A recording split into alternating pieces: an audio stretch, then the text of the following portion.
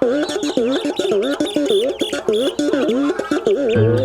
I was driving on my way from Houston into Wharton, I saw something laying there and had to stop real sudden. A great big shiny pile of land smashed into the ground. I scratched my nose and opened my door and got out to look around, and there it was, the Wharton UFO. And what it was, well, I can't claim to know, but there it was a-calling me, those aliens on a collecting spree.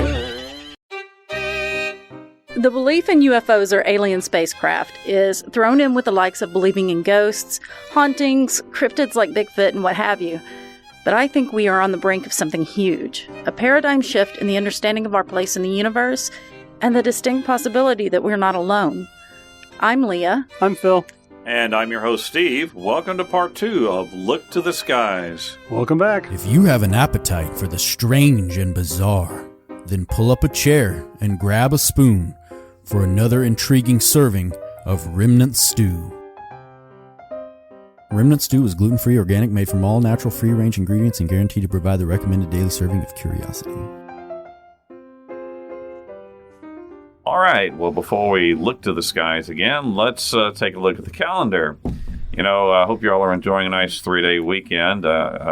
Sir Kraken is still in the afterglow of celebrating Octopus Day last Friday, which was October the 8th. Woohoo! But today is a federal holiday. It is Columbus Day, October 11th, so I hope you're all enjoying your day off. You know, Columbus Day used to be a really big holiday, particularly in the Italian community in the United States.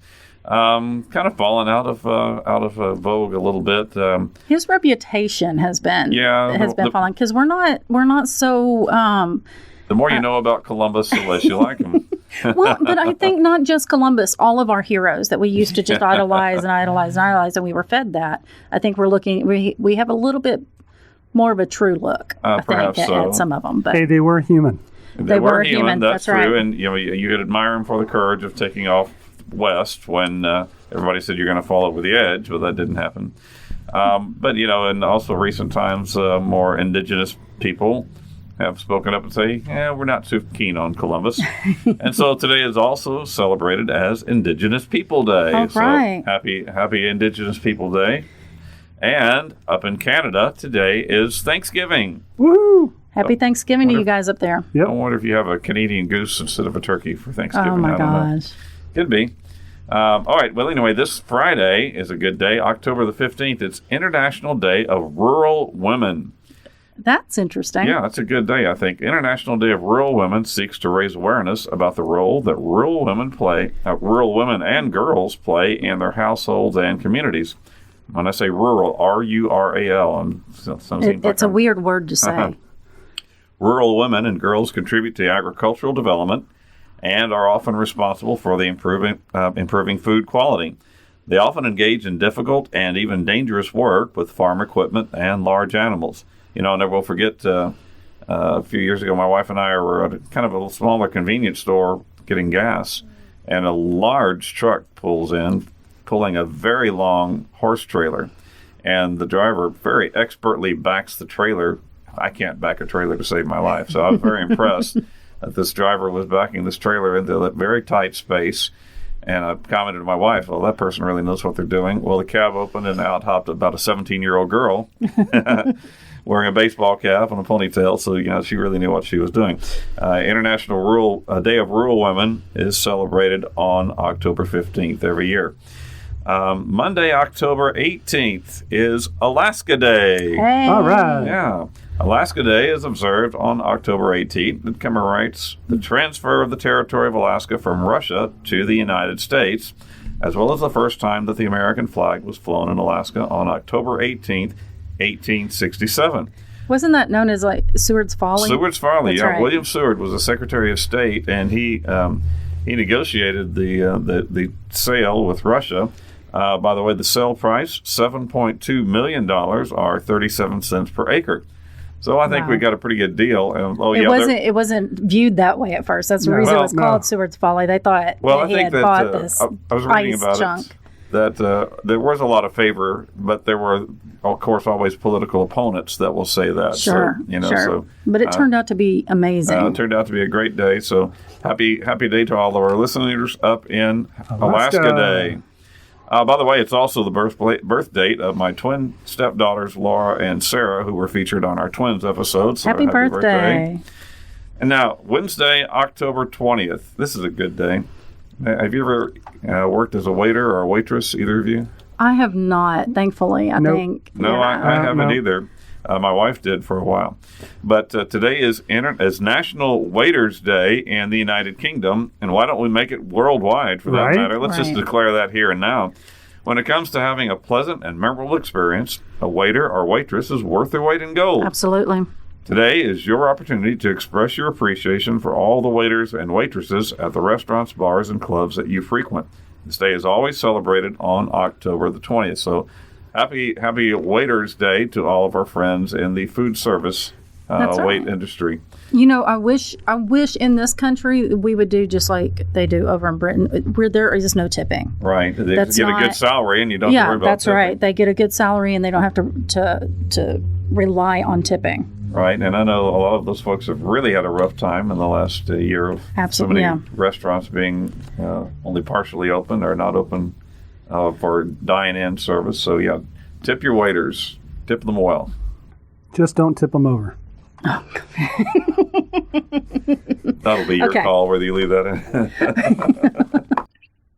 Okay, so UFOs. We can't talk about little green men without first talking about whether we believe in them. So like I said in the opening, believing in UFOs kind of falls under the subject of woo, the belief in things that science cannot definitively prove the existence of or the non-existence of. So Steve, Phil, where do y'all fall in this? Do y'all believe in UFOs, aliens, that sort of? Do you have any I believe that there stories? are sometimes that there are things that you just can't figure out how it happened. Right, and I think that, certainly UFO is an unidentified flying object. Doesn't necessarily mean it's from a different planet. Absolutely. Yet there are certain, just recently the government released a study with video saying there's some things we just don't know what they are. That's right. Well, you're kind of jumping ahead of me there. I'm sorry. I will say, yeah, it can't be the only thing in the universe. Right. So no abduction stories or anything like that, guys. Yeah. No, not that I'm aware of, unless I had one of those, those little. Those mind erasing. Yeah, I just don't remember remember it happening. But I swear I was 6'2" at one point. Right. Well, I've seen things in the night sky that I didn't quite know what I was looking at, but nothing I would definitely think of as a UFO. So I've never had any personal experience with flying saucers or anything like that. And I should also say that I believe very strongly in the power of suggestion. Yeah. And how it can affect people's perceptions, resulting in a lot of false beliefs. Oh, yeah. That people hold on to very firmly, really firmly. So with that said, though, there are so many stories down through the ages of things in the sky moving with seeming intelligence. Right. Stories that if you take them one by one and you pick them apart and hold them under a magnifying glass, they can then know, until they no longer appear that they have any mystery left to them. But if you take these stories together and pile them up, it creates an impressive mountain of evidence that's not so lightly dismissed. So let's explore some of those stories, and perhaps you'll come to think a little bit differently about our so-called lonely existence in the universe. Okay. So, starting out, let's do a brief cultural history of UFOs. An interesting article UFO culture. That's right. Well, it's really entwined, and we're going to talk about American culture because that's what my experience is. But it really is interwoven, and it has changed over time. So there was a very interesting article at theconversation.com. Where this gives us a brief Western cultural history of UFOs. And the idea that alien civilizations existed goes back to ancient times and was being actively discussed among theologians and philosophers for a long time. But in the late 1800s, and we have stories to back this up, the late 1800s and early 1900s, things changed when people started reporting sightings of flying ships like those that float on the ocean. Some even reported steam-powered ships in the sky. And then came 1947. Right. A sighting of a UFO was reported by a pilot by the name of Kenneth Arnold. He said that while flying his small plane near Mount Rainier, a glimmer caught his eye, and when he looked, he saw what he described later as 9 very odd-shaped vessels flying in formation. He was concerned he was going to collide with that formation. This was all reported to authorities, and then Arnold talked to reporters. Uh-oh. Yeah, saying, and he said, and I quote, "They flew like a saucer would if you skipped it across the water." Oh. Well, reporters ran with the story, and someone coined the term flying saucers. Saucers, okay. That's right. So Americans devoured the story.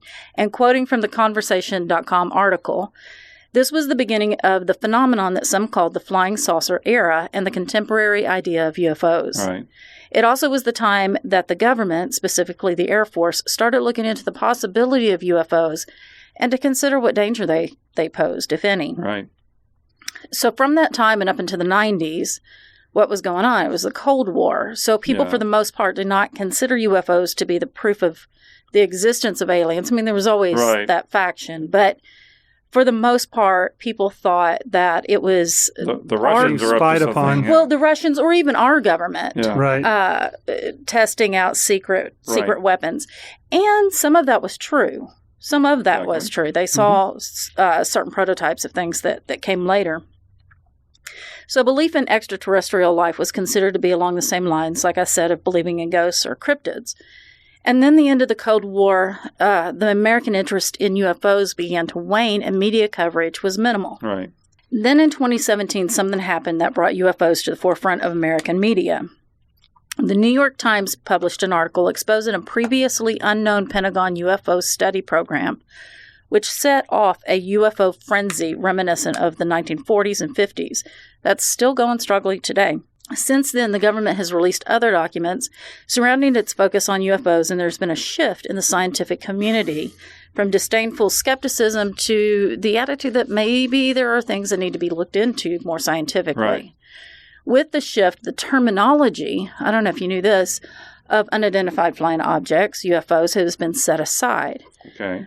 Now, the more dignified term of UAP, unidentified aerial UAP. phenomenon, yeah, unidentified, so they kept that, aerial Unidentified phenomena, Aerial phenomenon. has taken its place as the scientific community and America as a whole are opening their eyes to the possibility of extraterrestrial encounters. Yeah. Oh. UFO So- still sounds better. Right, and I think that's always going to be there, but it's a little kitschy, you know? Yep. And I think the scientists just didn't want to be considered Consider- oh. ufologists, you know? Right. Well, yeah. Then So there's that. let's come Yeah. up with a, There's you know. that cultural issue there for Difference. Yeah. So UFOs, UAPs, same thing, just, you know, one's a little more bougie.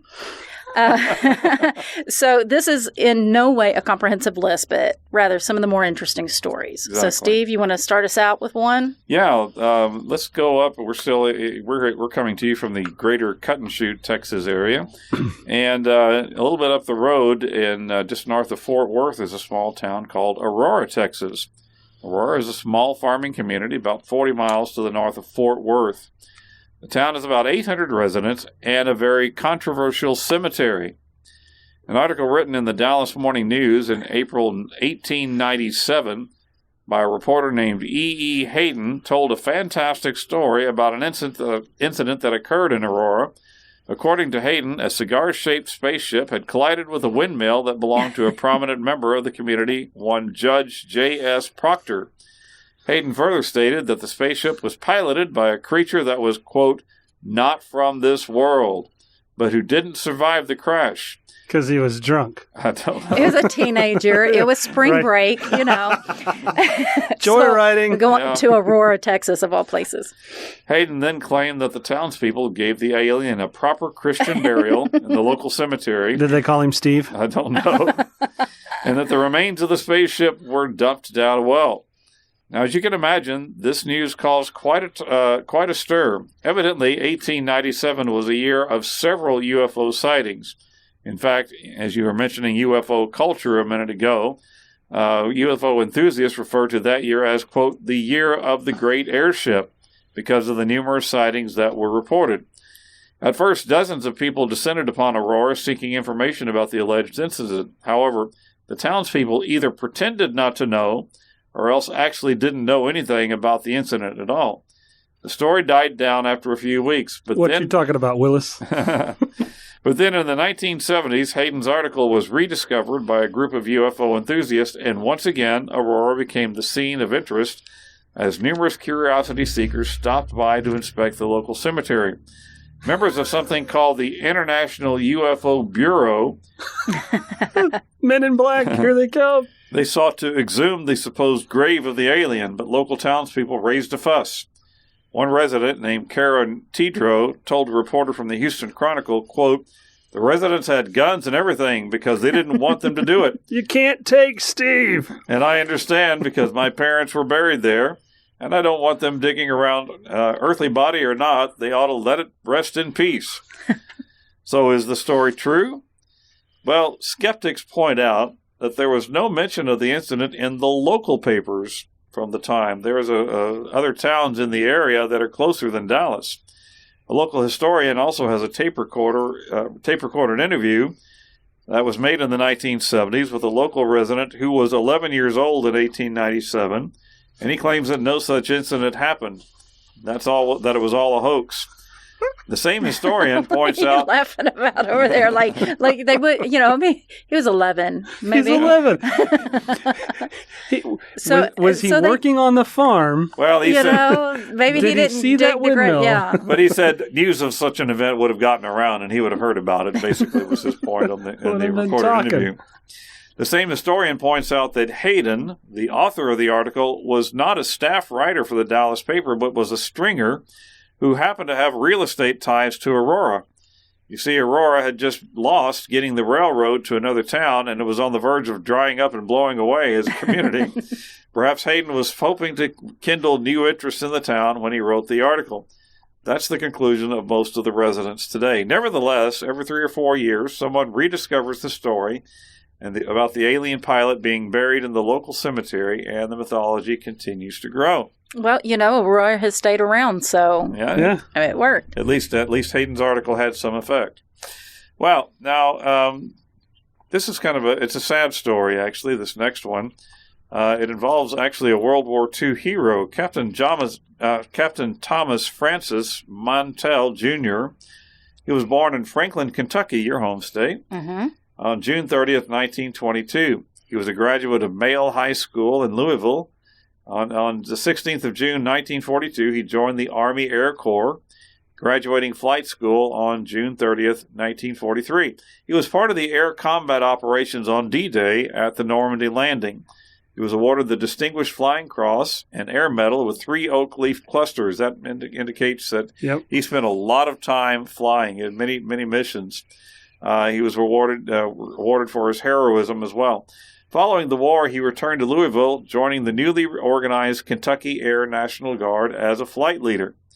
Of course, we're all familiar with the alleged UFO crash that occurred in Roswell, New Mexico in 1947. Perhaps that was on the minds of officials at Godman Air Force Base near Fort Knox, Kentucky in January of 1948. Probably also the flight from Mount Rainier as well, the flying saucer. Right. When observers in the control tower noticed a strange silver object hovering near the airfield. Local highway department officials noticed it too and began calling the airfield for an explanation. It just happened that at that moment, Captain Mantell was on a training mission in an F-51 Mustang fighter plane. He was leading a group of 4 Mustangs when he was contacted by the control tower at the airfield in order to investigate the object. As the fighters approached, the object began to move rapidly and gain altitude. As they reached 20,000 feet, the 3 other Mustangs returned to base as they were low on fuel or oxygen, but Captain Mantell continued pursuit. At approximately 22,000 feet, Mantell radioed, quote, "Mantell to tower, it appears to be a metallic object and of tremendous size." That was his last transmission. It seems that he continued to pursue the object. However, his plane was not equipped with enough oxygen to sustain consciousness at that high altitude, and he most likely blacked out. Sadly, Mantell's plane crashed at 3:16 that afternoon, and in an odd coincidence, it occurred in Franklin, Kentucky, his original hometown. He is the first and only known person to die in pursuit of a UFO. The story of Mantell's death while chasing an unidentified flying object made headlines across the country and across the world. An intense military investigation of the incident became part of Project SIGN, S-I-G-N, which later became Project Blue Book, which was the military's investigation into UFOs. Much speculation and conjecture has been written about the incident, and it is still uncertain what Mantell was pursuing at the time of the crash. Initially, investigators theorized that Mantell was killed, quote, trying to reach the planet Venus. Now, as crazy as that sounds, the theory does hold some weight. A few months before this, F-51 pilots had been fooled into thinking that the planet Venus, which happened to be unusually bright in the night sky at that time, was a UFO and had given chase just weeks before this incident. Though this was the official explanation after Mantell's crash, astronomers at The Ohio State University disproved this hypothesis in the year after, as the sky was too bright and hazy in the day for Venus to be clearly observed, and followed by 4 F-51s of the Kentucky Air Guard. A second, more plausible theory was put forward. Mantell might have actually been pursuing a Navy skyhook weather balloon. At the time, the skyhook was part of a highly classified observation program, which neither Mantell and his fellow F-51 pilots nor the Godman airfield controllers would have been informed about. Though the Air Force's official explanation for Mantell's incident has remained unchanged over the years, many still question it today and have since viewed the service's mad dash to come up with answers as a sign of the military's hiding the existence of alien life forms. Some information for this came from the Kentucky National Guard's website and also from a television station, WFIE, in Evansville, Indiana.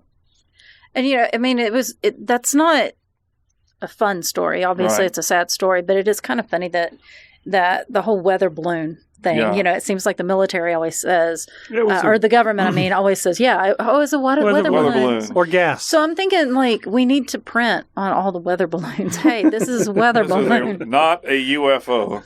Okay, so you mentioned some of those things. Let's talk about some terminology. Because of the 1977 Spielberg movie, we've all heard of Close Encounters of the Third Kind. Right. But what does that mean? And what are Close Encounters of the First and Second Kind? So according to Wikipedia, astronomer and UFO researcher Joseph Allen Hynek wrote a book in 1972 called The UFO Experience, A Scientific Inquiry. That sounds like such a 70s book. Right. In the book, Hynek devised a scale to classify encounters with UFOs or aliens. So the first is nocturnal lights in the night sky, just as simple as that. And then there's daylight discs, UFOs seen in the daytime, generally having a disc type or oval shape. You should have included disco lights. Right. Disco lights. Disco ball. That means you're partying. Yeah. Then there's radar visual, which is UFO reports that have radar confirmation. These supposedly try to offer harder evidence that the objects are real, although radar propagation can also be occasionally discredited due to atmospheric propagation. The balloon release. Remember that balloon release? That showed up on radar. Exactly. And then there's Close Encounters of the First Kind. Visual sightings of unidentified flying objects, seemingly less than 500 feet away, that show an appreciable angular extension and considerable detail. I don't know what that angular extension means. But I guess that means it has more than one dimension to it. Yeah, I guess so. And then Close Encounters of the Second Kind is a UFO event in which a physical effect is alleged. This can be interference with the functioning of a vehicle or electronic device, animals reacting, or physiological effects such as paralysis or heat and discomfort in the witness. Some physical trace, like impressions in the ground, scorched or otherwise affected vegetation, or a chemical trace. Then there's Close Encounters of the Third Kind. UFO encounters in which an animated entity is present. These include humanoids, robots, and humans who seem to be occupants or pilots of a UFO. Okay, so that's what that meant. I always wondered All what right. that meant. And so later, and so that's where he ended that. But later, Hynek's scale was expanded to include the following, because, we go We beyond got to that. keep on going. That's the right. New and expanded scale. Yes. Close encounters of the fourth kind, a UFO event in which a human is abducted by a UFO or its you don't want to be part occupants. of that one. And then No close encounters of the necessary. fifth kind. And how much further can you go than that? A UFO event claiming direct communication between aliens and humans. And before you dismiss Hynek as being crazy, please know that he acted as a scientific advisor to UFO studies undertaken by the U.S. Air Force under these 3 projects. Nice. Project Sign, Right, that you mentioned, was from 1947 and 1949, an official U.S. government study undertaken by the U.S. Air Force. The goal of the project was to collect, evaluate, and distribute within the government all information relating to UFO sightings on the premise that they might represent a national security concern. Well, apparently somebody in there, and there was somebody in there that was like, really, that's a lot of bull, and had Project Grudge. Project Grudge. That's a good use of your tax dollars. From 1949 to 1951. It was a short-lived project that took the stance that UFOs could not possibly exist. Of course. And the efforts by Project Sign was crap. Basically fell short in following standard intelligence procedures. But that project didn't last long. Project Blue Book came after that from 52 to 69. And it had 2 goals, namely to determine if UFOs were a threat to national security, because that's important, and to scientifically analyze UFO-related data.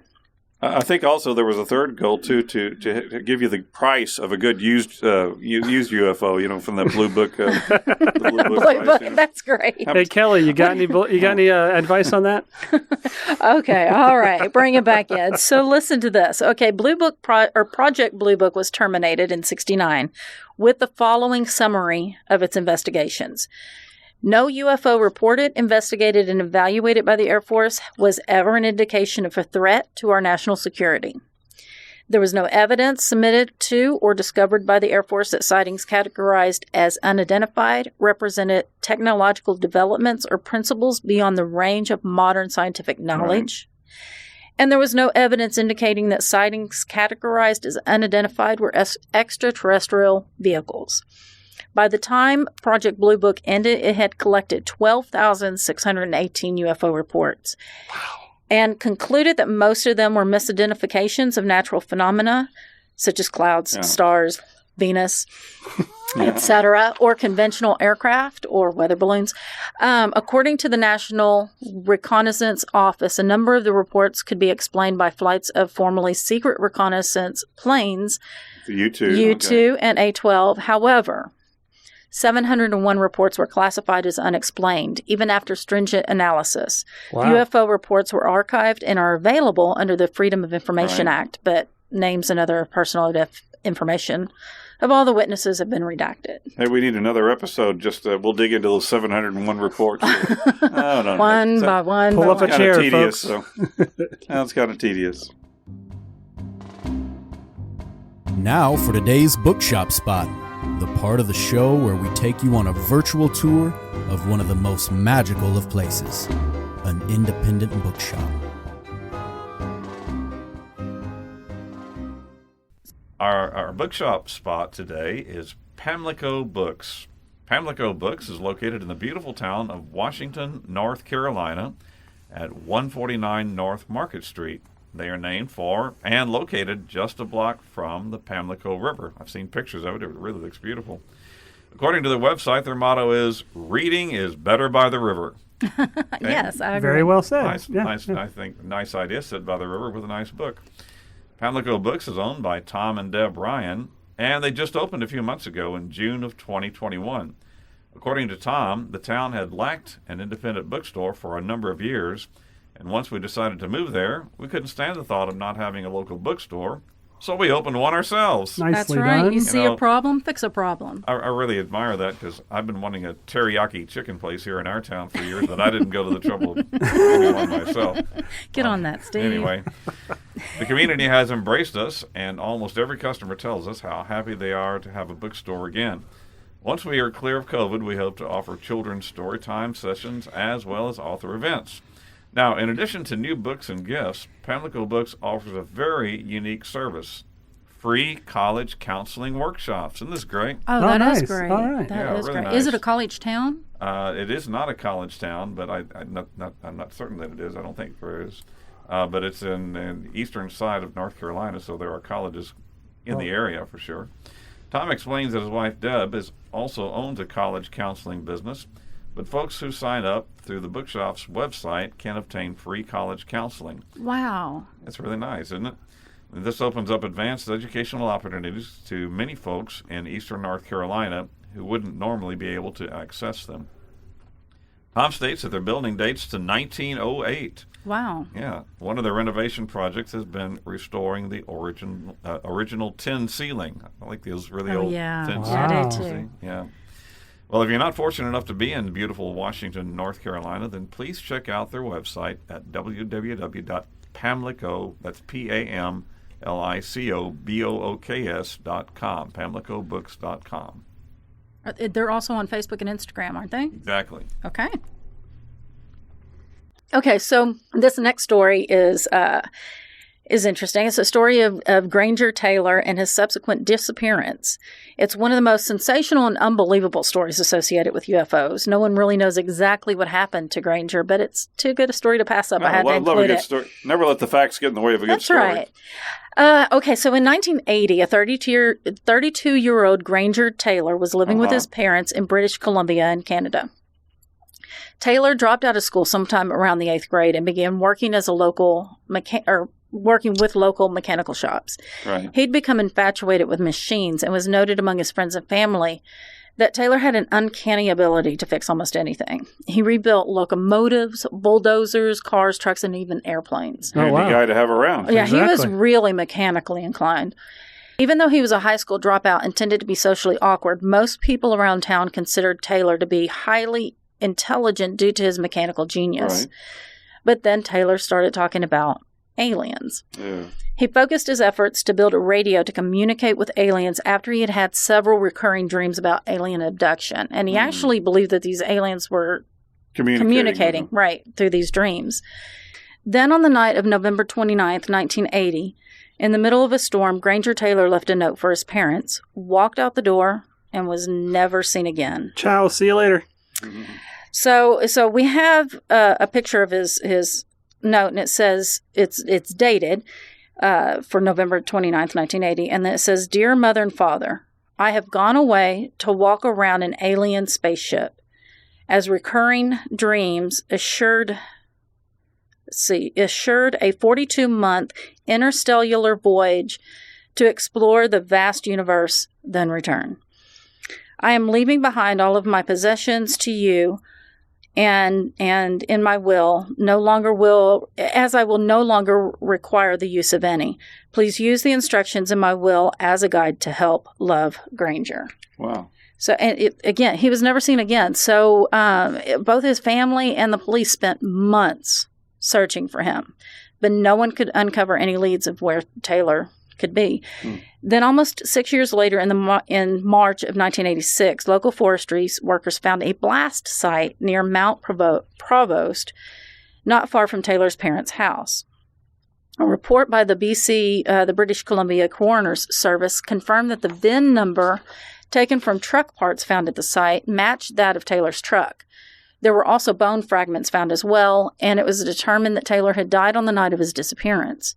The cause of death listed on the report was massive injuries due to the consequence of an explosion based on circumstantial evidence at the site, according to the report. So there's no DNA or anything like Right. that. Right. Of course, back then there wasn't. But Taylor's close friend, Robert Keller, is not convinced.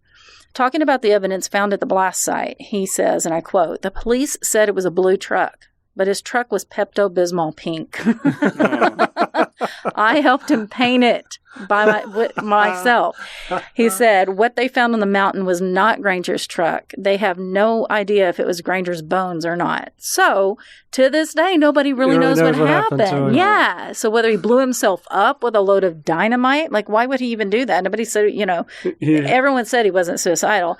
And or if he's, cruising about the galaxies with his alien friends. So what's up? So I got a lot of that information from timescolonist.com. Interesting. There's a lot going on there. Yeah, there was a lot going on there, but it was a cool story. An awful lot going on there. I can recall when I was a teacher at a mental hospital in Washington State, I would often get questions about, from patients that were wanting to have relations with aliens, and can you get social diseases from having? Oh my! So is that Close Encounters of the Seventh Kind? Oh! I'm thinking so. Oh, don't you have another story for us? I think I do. Let's move on. Well, this is a strange story, and this is one of those that doesn't really have any logical answers, and it had to do with a place called the Ariel School, which is located in Rura, Zimbabwe. It's actually an elite private school for the children of local and foreign dignitaries and business people doing business in Zimbabwe. The children attending this school are from multiple backgrounds, races, and cultures. Curious thing occurred there in 1994. 62 children between the ages of 8 and 12 reported seeing a UFO and strange beings during their mid-morning break. The Ariel School is situated in a rural area east of Harare, the capital of Zimbabwe. There is a large playground which borders a brushy area, and then beyond the brushy area is a hill. According to the children's accounts, while they were out for their playground one morning in 1994, they saw one main silver craft and 4 smaller ones come down on the hill beyond the brushy area. They ran to the edge of the brushy area, and there they saw a small creature walking around on top of the craft, while another one came down the hill toward the children. He was all in black, in a very tight suit, and he had big eyes like rugby balls. The children went screaming back to their teachers, who didn't believe them. But then they went home and told their parents, who came back to the school the following day, wanting to know what had happened. The children were asked to draw pictures of what they saw, and they all drew nearly identical pictures. A BBC film crew interviewed the students separately, and their accounts were strikingly similar. 14 years later, in 2008, a documentary tracked down the 62 children who were by that time young adults.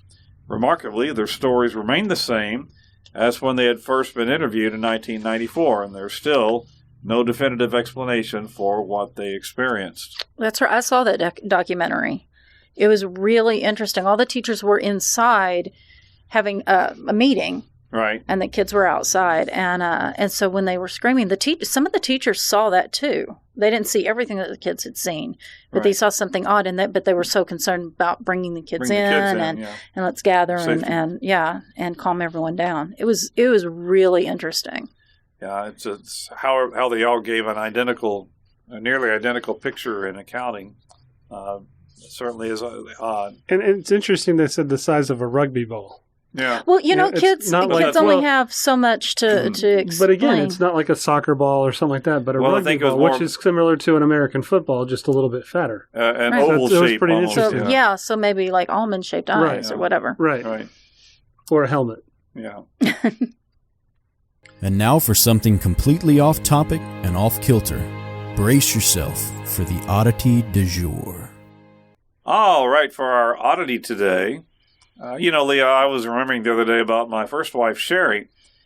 She passed on 14 years ago, but a few years before that, she taught psychology at the local community college here. During that class, students were taught about the work of B.F. Skinner and his work on rats. Yeah, I know about Skinner. During this demonstration, Sherry became surprisingly attached to one of the rats. It appeared that the rat loved seeing her and would run to her every time she came to its cage. She became accustomed to holding this particular rat, letting it crawl on her shoulder. I can't say that it really surprised me because she was never really a rodent person before this. Then the rat would curl up in the pocket of her jacket and go to sleep. So after a couple of weeks, the Skinner unit was finished, and Sherry learned that the rats were going to be given to a local pet store and used as snake food. Oh, no. Not this one, she said. When I arrived home that day, I learned that we had a new pet rat. Steve Jr. I didn't know that you ever had a rat. And I've heard that they are really intelligent and everything. Yeah, this one was quite surprising. I have to admit that the rat was pretty cute, actually. She was a patchwork of black and white and kind of looked like a chihuahua with an excessively long tail, really low chihuahua.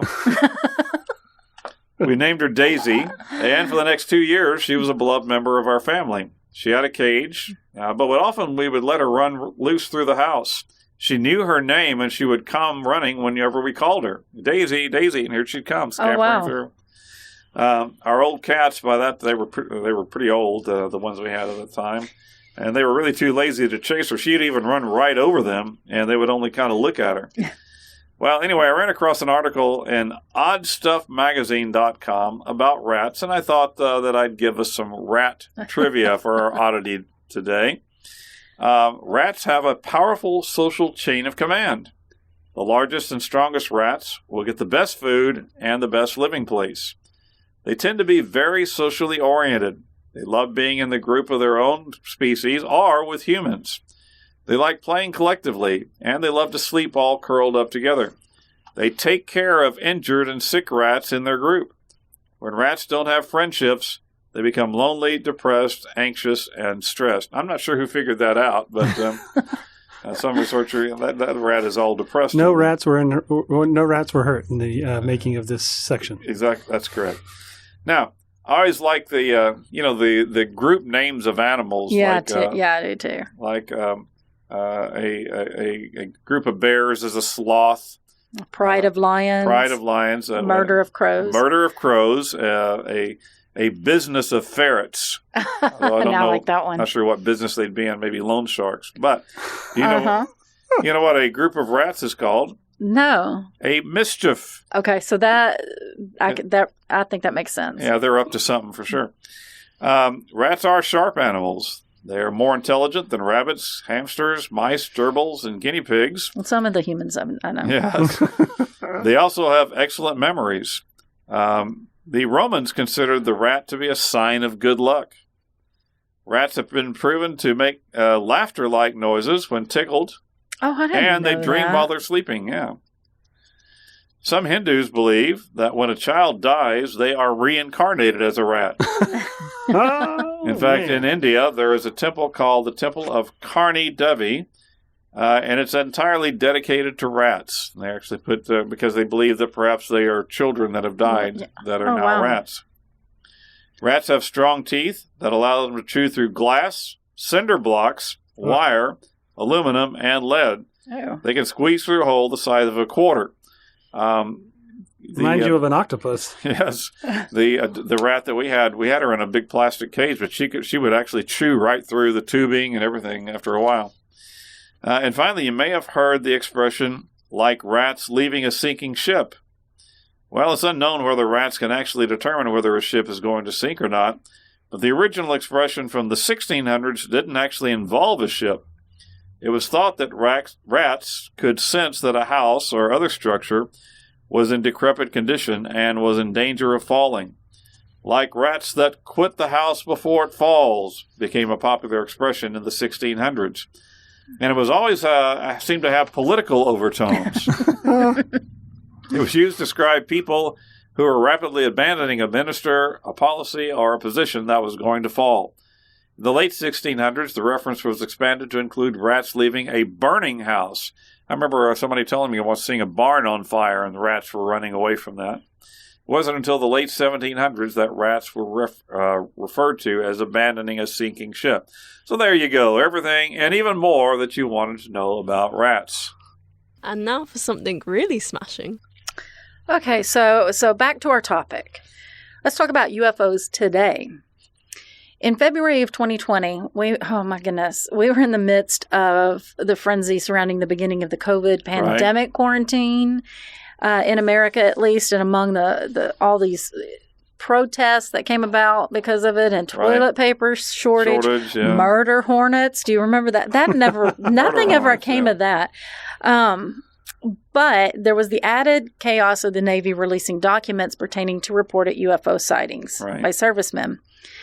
So according to a report on NBC News, these documents that were released contained Navy fighter pilots' reports of close encounters with unidentified aerial vehicles, including several dangerously close in 8 different incidents between June 27th, 2013 and February 13th of 2019, with 2 of the incidences actually happening on the same day.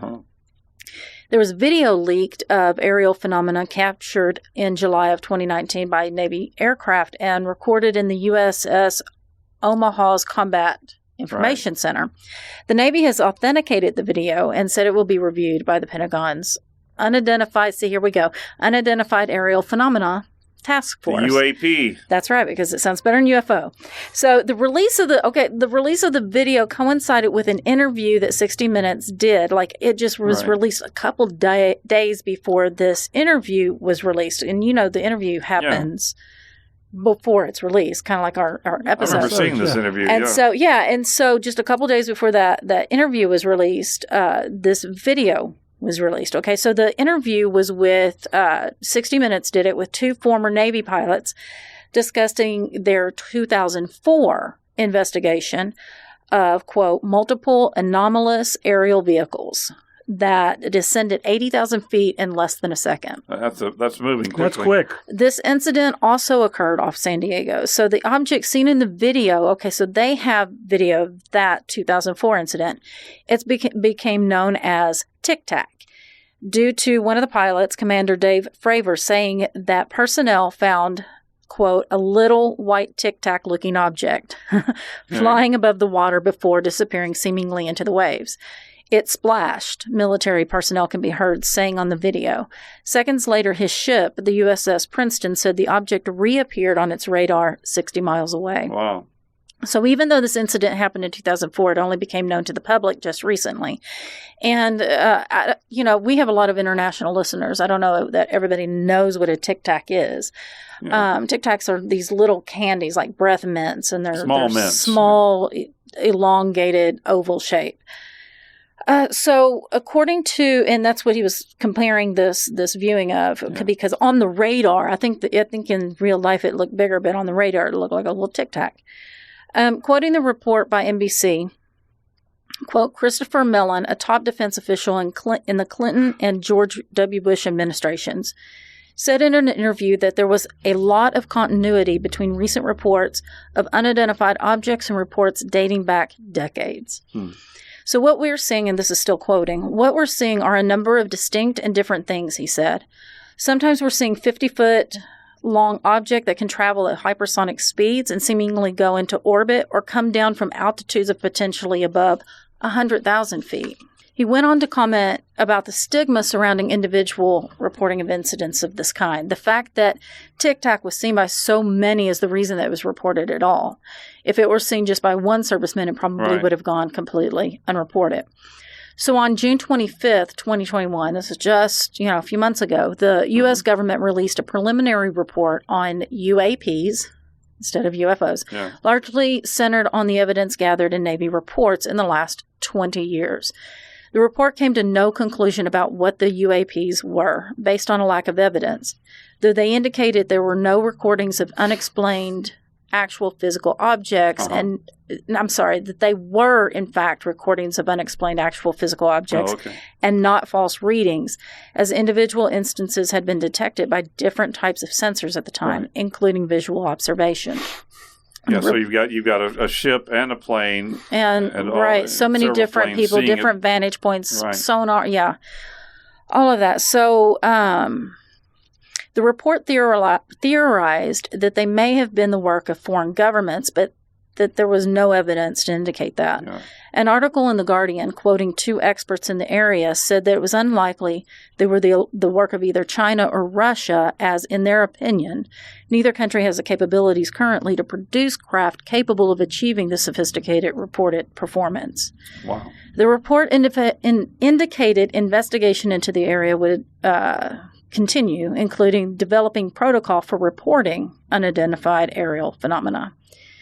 The report indicated that of the sightings recorded, all except for one, which was confirmed as a weather balloon, remain unexplained, clarifying that UAP probably lack a single explanation, and naming 5 categories of potential explanations for the objects observed between 2004 and 2021. So something's going on, but it's been seen by... So are they on holiday? By not just kooks, but by legitimate sources have seen these things, but what they are is unknown. And so, so there's a shift into now scientists and military personnel. They're starting to take it seriously and truly investigate it. And so for our last little story, Tic Tac candy. They couldn't let all the hoopla go by without getting in on the excitement. Well, of course, especially if you have the most recent thing saying it looked like a Tic Tac, right? So according to a couple articles that I found on the internet, the Breath Mint Candy Company had plans to capitalize on recent events by launching mints into outer space.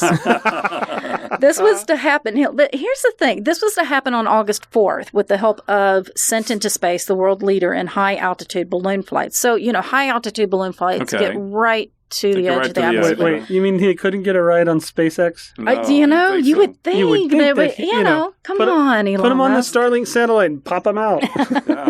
So the reports said that they would be sending a custom vessel into space that will transmit refreshing messages submitted by consumers to make connections with extraterrestrials. So you could send your own little message. Well, if we're going to meet him, we should have minty fresh breath. Make a good first impression. The vessel would also be filled with limited edition packs. The Tic Tac website draws particular attention, this is funny, to the fact that Tic Tac was launched in 1969, the same year we landed on the moon. Oh, coincidence? I think not. They say it was okay. This sounds like you, Phil. Oh, they good. say that it was one small mint for man, one giant leap into refreshment for everybody. Right. I like that. That's good. But here's the thing: I can't find any more information saying that it actually happened. So there's no further articles, and there's nothing on the Tic Tac website. So we can I'm either confirm thinking, or deny that we sent them out to space. That's right. And by the way, Tic Tac, if you're looking for a podcast to sponsor, we'd like to talk with you. Yeah, and so do you know how Tic Tacs got their name? But the sound they make in the little box is That's what I always thought. it. Well, and it's on their website under frequently asked questions. They got their name by the sound, that it makes when it opens. Tic Tac. Ah, good. Nice. And now it's time, boys and girls, for the Trivia Challenge.